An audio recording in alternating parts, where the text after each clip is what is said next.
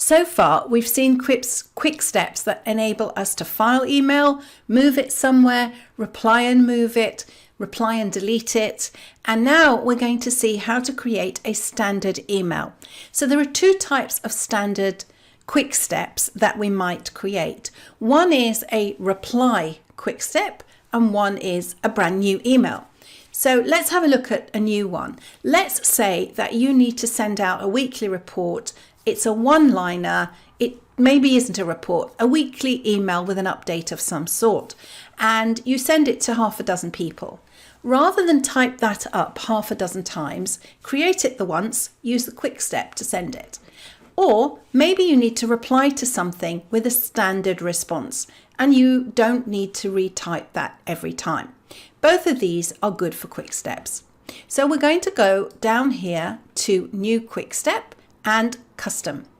And the first one is going to be a new email. So this is going to be thanks for attending. I'm gonna call it webinar thanks. I'm running a webinar and I want to thank my attendees for coming. So the action is a new message. I can address it, and in the show options I can put a subject line, thanks for attending my webinar, not flagging it or setting importance. It was so lovely to have you on the webinar. I hope that you learned lots and are putting your learning into practice. See you on the next one.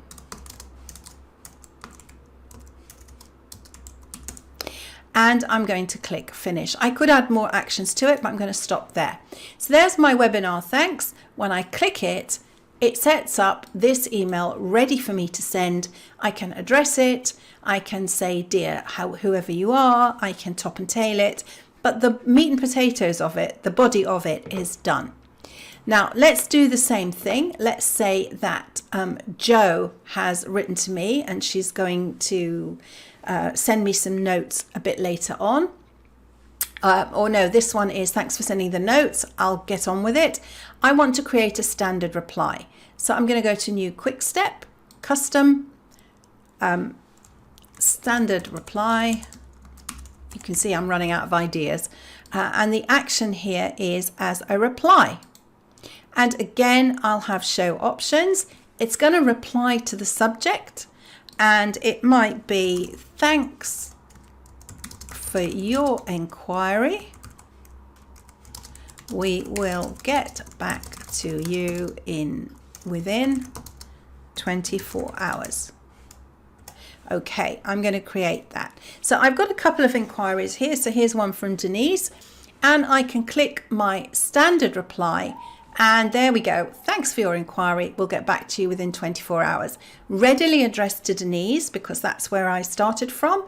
And the subject line is what she wrote to me about. Now, I'm not going to send that and clutter up Denise's inbox, but you can see how valuable that would be. Now, you could also combine those two steps with a delete original message. You could add in all sorts of other things. And in the next lesson, we're going to see how we can reply with a meeting and see some other complicated options. See you in the next one.